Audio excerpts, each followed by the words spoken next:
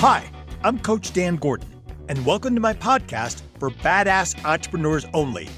If you're an entrepreneur who loves hitting it hard, growing your business, and learning from billionaires how to succeed, then you are clearly badass and you are going to love my show.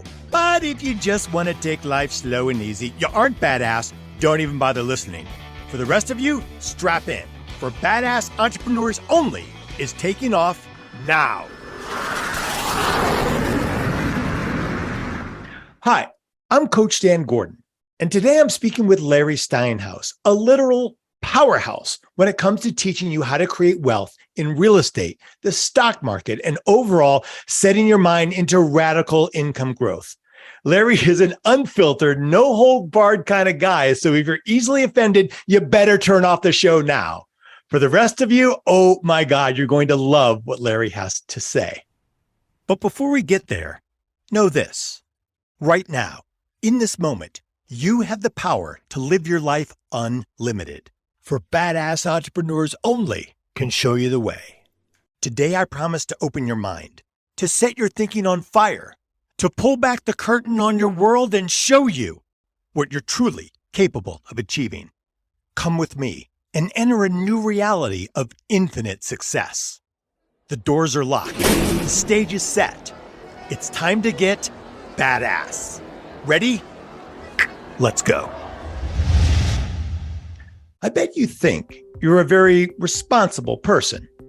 Most of us do. Yet you might be surprised to discover the places where you drop your responsibility without even realizing it. Think of the last time you showed up late to a business meeting, a lunch, or a dinner party. When you got there, you either tried to shift the blame, justify your late arrival, or shamed yourself. Here's what I mean. If you're a blame shifter, you may have said that it was traffic or your partner who held you up. If you're a justifier, you may have complained about your hectic life or said to the other person, well, you were late last time. And if you're a self-shamer, you probably said how terrible you feel or what a screw up you are. But in contrast, highly successful people respond very differently. When they're late, they look the other person squarely in the eye and apologize. They own that they didn't leave early enough. And in addition, they may pay for lunch or help clean up after the party.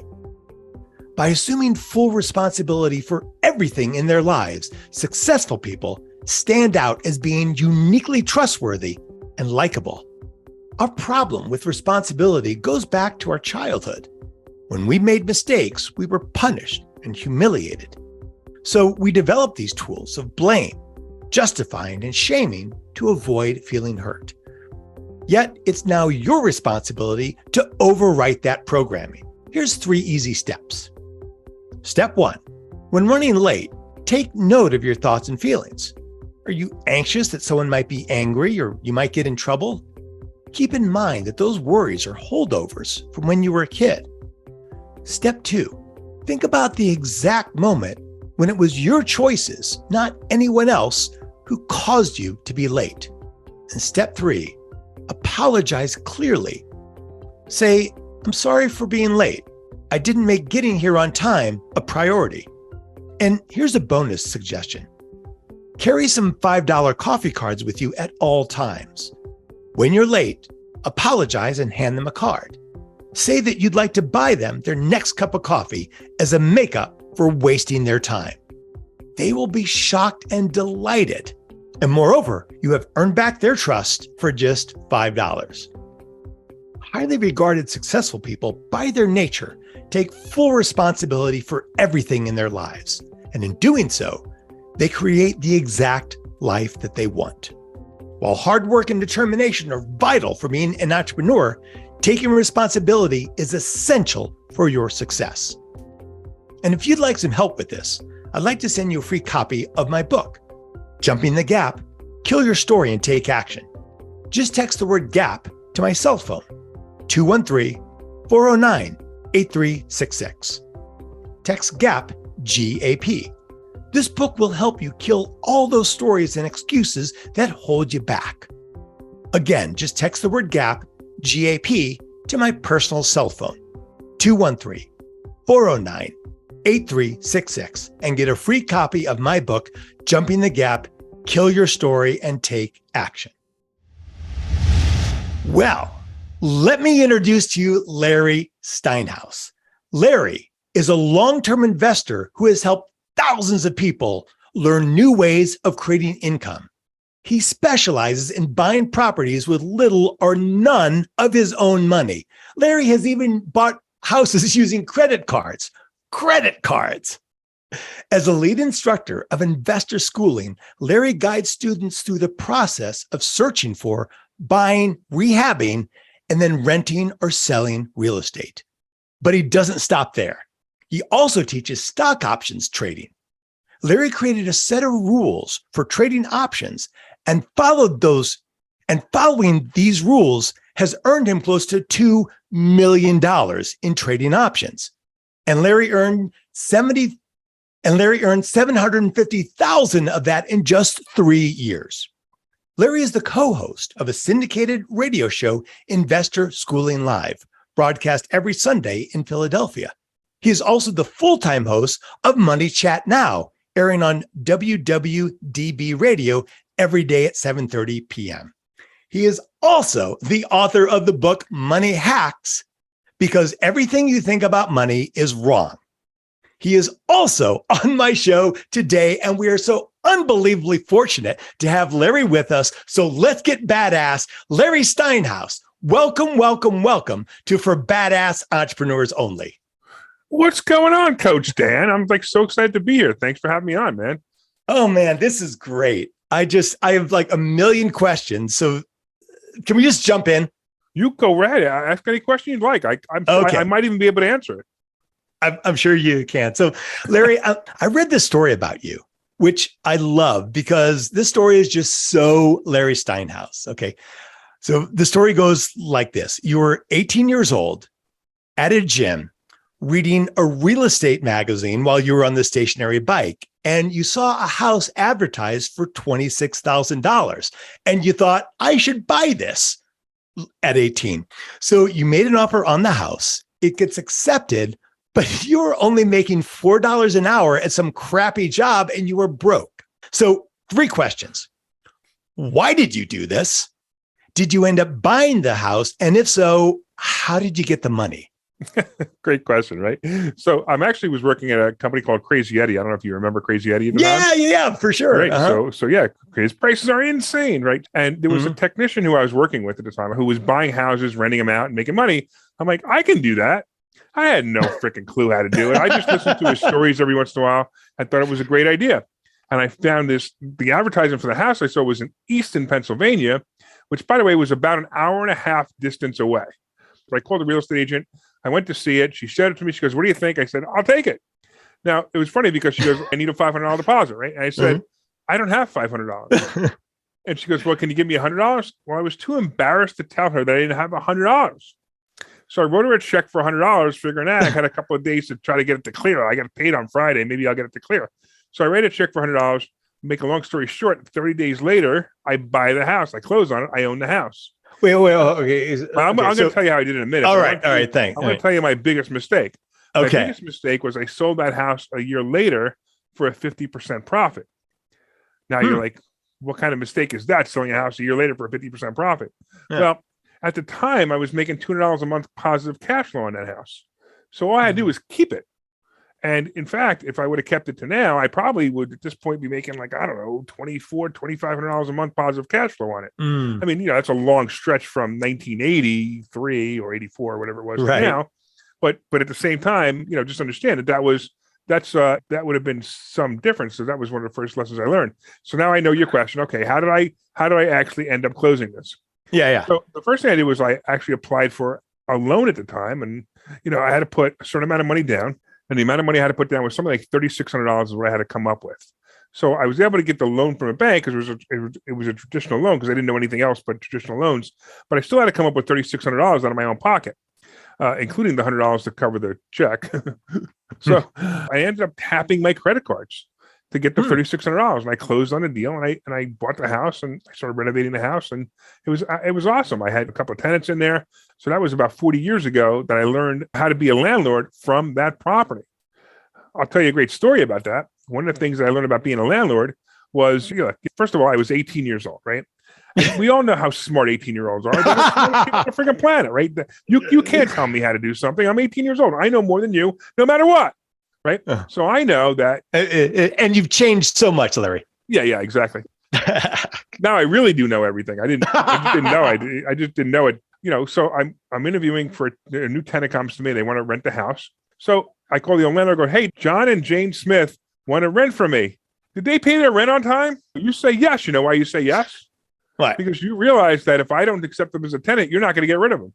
I'm going to teach you guys, your audience, a lesson on how to interview a landlord. So when I call you up, this is what I do. I go, hey, John and Jane Smith want to rent from me. They told me they were problems. How bad were they? And I use that same line every time. I know you're into sales, and that's a very good sales technique, isn't it? I love that because you were leading with an assumption. And either they say, oh, yeah, they're terrible. Or like, no, you got it all wrong. They're great. Right. And then I question them anyway. Right. I'm like, wait a minute. What do you mean they're great? They told me there were problems. What were they? And I keep pressing until they finally say, you're out of your freaking mind. But it's funny because I've gotten some really interesting answers to that question. And it is, to your point, it is something that I use in sales. I don't ask a question. I make a statement. Sure. And that's what you're doing. So if you're saying, do you need glasses? If I'm selling glasses, I say, do you need glasses? Well, you never ask a question that you don't know the answer to. But the other thing I want to point out is that, like, how badass is that, Larry? That like at 18, you think, yeah, I should buy a house. Yeah, sure. Like at 18, I was just thinking about, how do I buy beer? Like what got into your head that said, yeah, I should be able to buy a house? Well, it comes down to you realize that this guy is making money doing this. You're like, okay. I want to do that too. But remember, there's something called the people you hang around with, the 5 people you hang around with, you become, right? Yeah, right. So I'm hanging around with this guy every single day. And he's telling me these stories every single day about houses he's buying. And I decided, okay, look, I'm going to do it too. And sure enough, I decided to do it. Now, I'll be honest with you. I mean, I've learned so many different things. One of the things, and you said it in my intro, I don't bring money to closing anymore. If I go to closing with $500, that means I failed. I mean, I got a closing next week that I'm buying a house that it's hysterical. I'm buying a house. And so far I put no money down. I've made no earnest money deposit, nothing. I have a contract. I will be closing on it next month. And when I leave closing with $37,000 and I own the property. Okay. How do you do that? Okay. So the first thing you have to do is you have to understand that banks are not your friend. Stop dealing with banks. You got to start dealing with personal people. And you got to get people who will loan you money, private investors. And of course, everyone now all of a sudden like, oh, you mean like a hard money lender? No. Hard money lenders are worse than banks. They're the same as banks. They just charge you more interest. I mean, why would you want to go to a hard money lender? Go to people. Hey, Dan, here you go. Dan, hey, Dan, listen, this is the deal, man. I got a house. I'm buying a house. It's worth $200,000. I want to borrow $125,000 from you. And here's the deal. I'm going to give you something called a confession of judgment that says, if I miss 3 payments, you get the house. And by the way, I'm going to give you 8% interest. I'll give you interest only. It's $833.34 a month. I'll give you that for 5 years. At the end of 5 years, I'll give you your $125,000 back, right? So if I don't pay you and I miss 3 payments and the paperwork specifically says, you actually literally hold the paper up at a judge and go, Judge, he signed this. That's if I'm dumb enough to let you take me to court at that point, because I might as well just sign it over and save the court fee, because not only in that paperwork, it says that if I fight you, I have to pay your legal costs and my legal costs to fight you. So I can't win, and I got to pay all these legal costs. So why don't I just say, hey, Dan, listen, I missed 2 months payments. There's no way I'm making the third. Let me just sign the property over to you, and we're done. Now, the property's worth how much? $200,000. Are you really, really happy at this moment that I didn't pay? I am overjoyed. Of course. That you didn't pay. Learning how to find money's easy. Learning how to find properties at good values is the tougher thing to do. Okay. And this is great, Larry, because this leads me right into my next question, which is that there are a lot of courses and books and programs out there teaching people exactly the essence of what you're talking about, how to buy real estate without any money down. What are they all doing wrong? And what are you doing right? Probably the biggest difference between myself and them is you talk to me. You don't talk to some $20 an hour coach. I mean, there's a really big company out there and they pay their coaches $20 an hour for coaching. So if you're on the phone with this guy for half an hour, the guy you're speaking to made $10 to talk to you. I'm going to question their credibility. I mean, you want to talk to me? It's for 45 minutes. It's $500. That's assuming you're not a student of mine. And no, there's no discounts on that because I don't need to talk to you. You need to talk to me, right? And honestly, I do it for $500, and I think that's charity. Because if you have a deal you're working on and it's an important deal, and you need to bounce it off of an expert like me for 45 minutes for $500, that's cheap. But the idea is you're going to learn so many things that you never even knew existed. I mean, my book, Money Hacks, the subtitle, because everything you think you know about money is wrong. Yeah. I got a question for you, Dan. You ready? What color is money? Green. No. Next time you take a $100 bill out, I want you to look at it and you will see that it is not green. It is blue-gray. So just imagine if you don't even know what color money is, could you imagine all the other things you think about money that are wrong? I love that, Larry. That is such a great device because what you're doing immediately is you're saying, oh, I don't know something that I think I should know. What else don't I know? Absolutely. And it's true. I mean, I could tell you stuff that will blow your mind. You want to talk about, you ever hear these people, they say, oh, those rich people, they paid us taxes than me.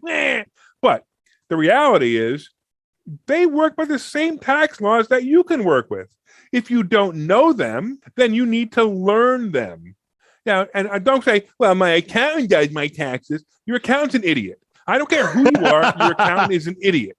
So it really does come back to there is nobody who is a greater advocate for your needs than you, right? Oh, absolutely true. Yeah. Right. And as an entrepreneur, you have to take full responsibility for everything that happens in your organization. You can't just say, oh, well, I hired this person. They're an expert. So you're kind of right and you're kind of wrong. So I hire people, but at the same time, if I can't delegate and have people do their job and shine, then I'll be honest with you, I can never grow either. Right. And I want to be clear, I'm not suggesting that you should do everything in your company. What you do have to know is the state of the art of what you're hiring out for. You cannot just hire people and say, well, they must be an expert, so I'm just going to close my eyes. That's a recipe for disaster. And I know that because I've been in that disaster. Sure. Larry, would I be wrong if I said that you truly enjoy pissing people off? I don't know if it's enjoying pissing people off. In order to make a difference in someone's life, you have to bring out their emotion. Okay. Right? So I have people come to my office and I have conversation with them, and sometimes they cry, sometimes they yell, sometimes they, whatever, they get really mad, they bang the table. But you have to understand that I'm trying to elicit emotion. When I elicit emotion, that's when their brain opens up. I tell people exactly how it is and exactly what they're doing wrong. And I don't want to hear the bullshit, And I'm fascinated by this brand because most people are so wrapped up in being liked that they sell themselves out for approval. So give us some knowledge on being successful on your own terms. Like, yeah, I piss people off. What is it about that you have made so successful? All right. So first of all, it doesn't work for everybody. Clearly. Just understand this is me. This is my personality. Right. Yeah. It's not a device. Right. I'm an in the face kind of guy. I'm in your face. I'm going to tell you the truth. I mean, I've done everything from marriage counseling to whatever. I mean, it's funny because people all the time have the same fights, right? You're like, what the hell? I wiped the counter down and she found 3 crumbs on the goddamn counter. So then you have to take a decision. Do I want to deal with this or do I not want to deal with it? It doesn't really matter because she's always going to find 3 crumbs on the counter. So stop feeling bad about it. And that's a perfect analogy of dealing with clients, right? Because there are clients who are a colossal pain in the ass. And you have to ask yourself, is this worth what I'm being paid? And if it's not, either you're attracting the wrong clients or you're not charging enough. Right. And I think that you do a really good job. And this attitude of yours, which is honestly your attitude, it does a great job of filtering people, Larry. Like people who can't handle Larry Steinhouse, they head for Z Hills. And the people who look at you and go, okay, this guy's going to tell me the truth. He's going to fast track me. You attract those people like a magnet. And that is so important than playing the middle of the road that I see so many entrepreneurs doing. Like, I don't want to piss someone off. I want to be inclusive. Like, you are missing out on finding your best clients. Yeah. I mean, honestly, I don't want to be liked. I want to help people. Right? So, and that's all I think about is I want to help people. So if you hate me, but you take my advice and all of a sudden you turn around and go, damn, that was good advice. It actually worked. That's fantastic.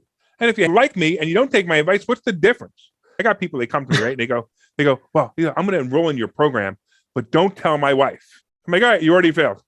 I'm like, what do you mean? I'm like, okay, so you're going to spend this much money and you're not going to tell your wife.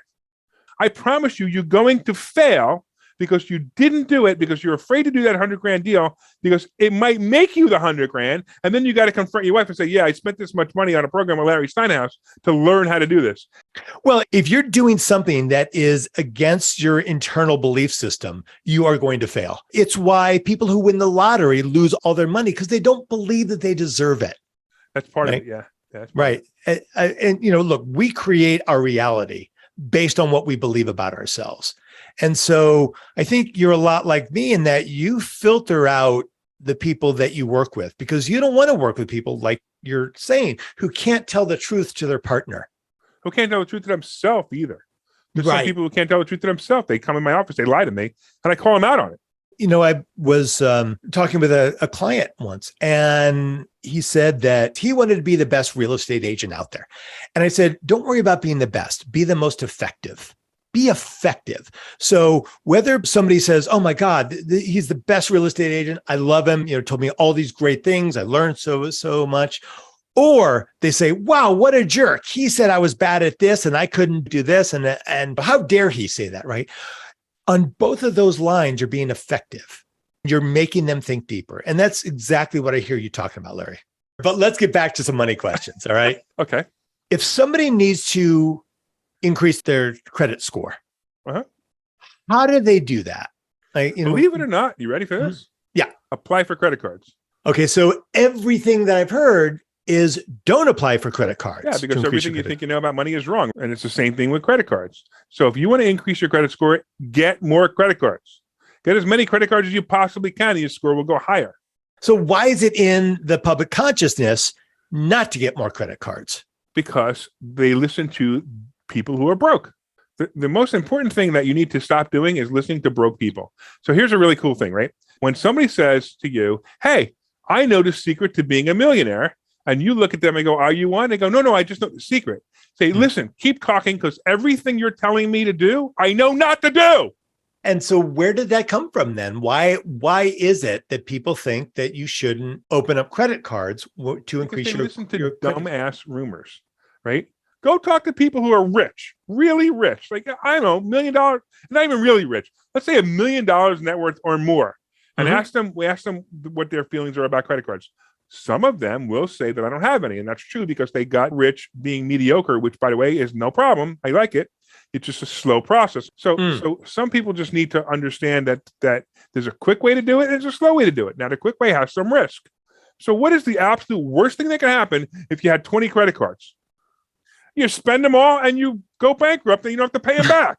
That's the worst thing that can happen. Who cares? You think your credit score means anything? Your credit score doesn't mean anything. It's nothing. It's only used twice. One is if you're getting a loan with a bank, or if you're getting a car loan with a bank. Any other time, you don't need your credit score. Right now, I don't care what my credit score. My credit score could be 300 right now. I'm not going to a bank to get a mortgage, so I don't care. Tell me a little bit about why you love stock options, because this is some seriously risky investing, right? Absolutely. It's a risky investment. Sure. So stock options are great because you can make money really fast. Now, when I first started learning stock options, I learned how to buy them, which, by the way, if you learn how to buy them and you don't have a plan on how to sell them, I'm going to tell you right now, take those $100 bills that you have in your wallet, light a fire, and throw the $100 bills in the fire. It's more fun. When I started trading stock options, I had no idea what I was doing. And about 3 years into it, I actually looked at my account. And there were times like I was up 20,000. Other times I was down 40,000. I'm like, what am I doing right? What am I doing wrong? So I started to write a set of rules based on my trades because I was examining my trades. And when I wrote these rules, I started trading them a month later. And from May of that year to the end of the year, I made $80,000. So what's one of your rules? So one of my rules, by the way, is really interesting. You ready? Yeah. Yep. Don't listen to people. So most of the people that you're listening to are telling you false information. Fake news, it was invented in the stock market. Most of the news you're going to find on companies are either repeated news that's from months ago because somebody wants to lower the price of the stock, or it's news that somebody manipulated a story to make the stock go down again. And I see this happen all the time where stocks go down on news that's ridiculous news, and that's a buying opportunity for me. I'm buying them right there. Okay. So by your own rule, I shouldn't be listening to you. So it's funny. You're not the first person to say that. Of course. So I give you the rules and you decide if you want to use them or not, right? The rules are really, really simple to explain. I'm not going to go through them. There's 17 of them. They're really hard to follow because your emotion gets in the way. Because there are times where like, holy crap, I'm down $40,000 today. But when it's real money and you're down and you got to lean into the rules, man, sometimes it's hard. And look, I understand another thing. The rules are written to mitigate the risk.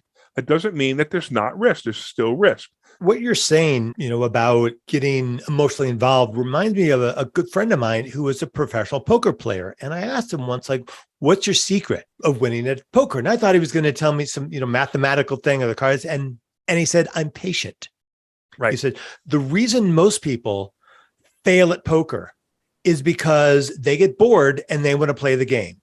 And That's so right. they play. I've been there. I know exactly what you mean. Right. Yep. They play with terrible cards. And he said, most of my poker playing is I get cards and I fold. I get cards and I fold. I get cards and he goes, for hours, I will fold. But then when I find the hand that I want to play, that's when I get aggressive. And it sounds like some similar things with you, that people get bored or they want to start trading or they get scared.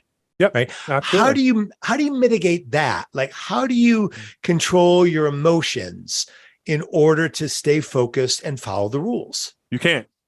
That's the problem. So everyone has different emotions. I made a mistake 2 days ago. I sold something 2 days ago that if I would have waited 2 more hours, I would have made $7,000 more. And my rule told me to wait those 2 hours. Have you ever not followed a rule and it worked out in your favor? Yeah, very rare. Okay. And sometimes it works out. Sometimes it works out really well. So my rules, the average person is going to make between 28 and 35% a trade. But I got to tell you that almost all the times that I do that and break the rules, I lose money. Really fascinating. So I'm going to ask you to spill some of your Larry Steinhouse secret sauce. Like, what other great hints can you give us about money that we haven't heard before? How about paying your kids? Let's make it a simple one. Okay. So if you have a corporation or a company or an LLC or anything like this, you need to pay your children. So how would you like to buy an Xbox for your kid and have a tax write-off for that Xbox? How would you like to buy a bicycle for your kid and have a tax write-off for that bicycle? How would you like to buy your kid a car and have a tax write-off for that car? So you can pay your children $12,900 a year, and it's tax deductible to you and tax-free to them, because the standard deduction is $12,900. So if you don't make $12,900, you don't have to pay taxes. So if you take that $12,900, you pay your children. I don't care. Have them shred paper for you. It doesn't really matter. Have them post stuff on Instagram. It doesn't matter. He takes that money, he puts it, or she puts it in a bank account, and she uses that money to buy stuff. Was that money tax deductible to you because it was payroll? Absolutely. Right. So it's tax deductible to you and it's tax free to them. Also, take your kid and have them open up a Roth IRA with that money. They could put $6,000 of that $12,900 of that money into a Roth IRA every year. Now, here's the other thing, right? What is the one thing that everybody wants to save up for their kids? College, which, by the way, is the dumbest thing you could send your kid to. But if you want to do it, agreed. Right, and you want to actually pay for their college, have them pay for their college with this $12,900 by putting it into a Roth IRA, $6,000 a year. And by the time they're 18, if you do it from year one, by the time they're 18, they're going to have well over $100,000 in a Roth IRA, which, by the way, a Roth IRA can be used not only for retirement, it can be used for college. Yay! So all this money grew tax-free. It's now withdrawn tax-free. and all the money you made on the money is tax free, and the kid goes to college, and you had a tax deduction because you paid your kid the whole time. So now your kid's college is paid for by themselves. And by the way, because your kid is not 18, so it's their money, but you control it, and you take it out and you pay for their college with it. So this is great, Larry. And I'm assuming these are some of the things that you talk about on your shows, Investor Schooling Live and Money Chat Now. Correct. And it's also my book, Money Hacks. Right. And so everybody go and look up Money Hacks by Larry Steinhouse. Okay. I promise you that when you read this book, your head is going to spin. It's a very easy book to read, by the way. Your head's going to spin over the things you don't know about money. In these radio shows, are these the kinds of things that you're sharing? So it's a combination. So Investor Schooling Live, I teach people things about money. In Money Chat Now, I pretty much talk about the day, the finances of the day, the stock market, the real estate market, politics. It's actually a lot of fun, my show. I have no doubt. No one tunes into that show wonders, is Larry going to be lively today? Yeah. So if I don't live in Philadelphia, where can I hear your shows? So you can actually hear my show on Facebook and LinkedIn, Twitter, YouTube. If you're on Facebook, go to Money Chat Now, like the page, and you can watch the show every morning. You can also connect to me, by the way, contactlarry.com, and you can get everything there is on me. You can even book an appointment with me if you want to on that site, contactlarry.com. I love it. What is next for Larry Steinhouse? Like, what's the next great thing that you have your sights on? I just completed the most exciting thing ever. I was on your podcast. You just make my little entrepreneurial heart go pitter patter, Larry. Thank you. So the next thing I need to do for you is teach you the difference between a Republican and a Democrat. Here we go. Because if you want to be a rich, wealthy person, you need to be a Republican. All right. You know, Larry, I got to tell you, you are making me rethink my entire life. This has been amazing. And I really do want to thank you, Larry. I want to thank you for being so generous with your time today, because everything that you shared about money, about how to make money, about how to keep money, about how to think about money, about the color of money. I mean, all of this is priceless information for my audience. And for most of us, it would be impossible or very expensive to gain private access to someone like you. So having you here and being open and sharing your knowledge is a really rare treat for us all. So thank you for being on for Badass Entrepreneurs Only. I totally appreciate it, man. I'm actually glad you had me on. It was a lot of fun. And you're not a bad interviewer. Oh, well, thank you, Larry. So it's pretty good. I like it. Absolutely. Thanks again, man. Be well. You got it, man. Take care. And before we wrap up, I want to remind you to get a free copy of my book, Jumping the Gap, Kill Your Story and Take Action. Just text the word GAP, G-A-P, to 213-409-8366. It will help you take bold new action on your entrepreneurial journey. Text the word GAP, G-A-P, to 213-409-8366. And I also want to thank you. Yeah, you. The you who is listening to this show right now. Thank you for opening your mind and stepping into the world of infinite possibilities. My guests, all of them, breathe the same air you do. There's nothing stopping you from taking bold action, opening up your world, challenging yourself to step up and live your life unlimited. I'm Coach Dan Gordon. Thanks for listening. Now get out there and show the world the next greatest version of you. Hey, if you have some thoughts about the show you'd like to share with us, or if you think you've got what it takes to be a guest, send me a text at 213-409-8366. Let me know what you think, or let me know why you think you'd be a great guest for this show. Thanks again for listening. I hope you're inspired to unleash your badass self on the world.